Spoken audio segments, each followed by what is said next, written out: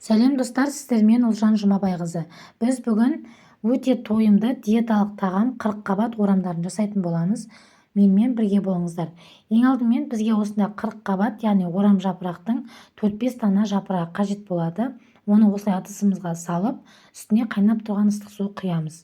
Яғни біздің қазір бұл қырыққабат жапырақтарына салмамызды салып ораған кезде ол сынбау үшін, яғни жұмсақ болу үшін осылай ыстық суға салып қоямыз. Енді салмасын дайындайтын боламыз. Салмасына бізге осындай тауық еті қажет болады. Ет алқыштан өткізіп алдым тауық етін 100 грамдай. Одан соң кабачок, яғни кәді қажет болады. 50 грамы жеткілікті. Оны осылай дәл видеодағыдай майдалап турап аламыз. Негізі бұл міндетті емес, сіздер өздеріңіз ұнататын кез келген көкөністі қоссаңыздар болады. Мен кәді қостым, оны осылай майдалап турап алдым. Ет атқыштан өткізудің қажеті жоқ, барлығы әдемі болмай қалады. Осылай турасаңыз өте әдемі болып шығады. Келесі сәбізімізді де жіңішке 4 бұрышты етіп турап аламыз. Егер сіздер, мен бұл жерде астында қоспаның барлығын грамын жазып кетем, немесе өзіңіз көз мөлшерімен ұнататын көкөністеріңізге қарай қоссаңыздар да болады. Сәбізіміз турап алып қостық. Одан соң бізге жарты дана қызанақ қажет. Оны да майдалап турап аламыз. Оны да ыдысымызға саламыз.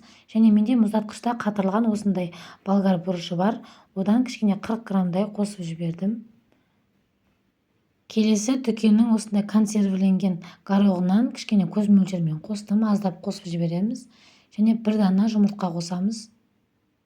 Шым-шым тұз қоссаңыздар болады. Шым-шым тұз салып, осыны жақсылап араластырып аламыз. Міне араластырып алдым. Енді бағанағы ыстық судағы осындай 40 қабаттың жапырақтарын алып, ішіне салып, осылай орап шығамыз.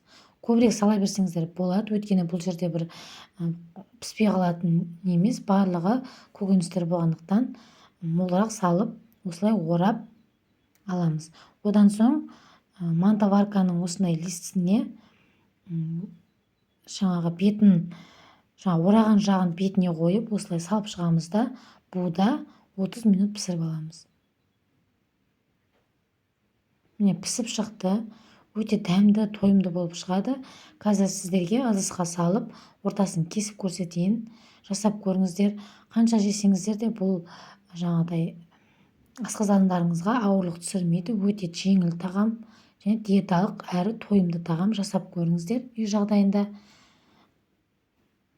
Өте дәмді болып шығады.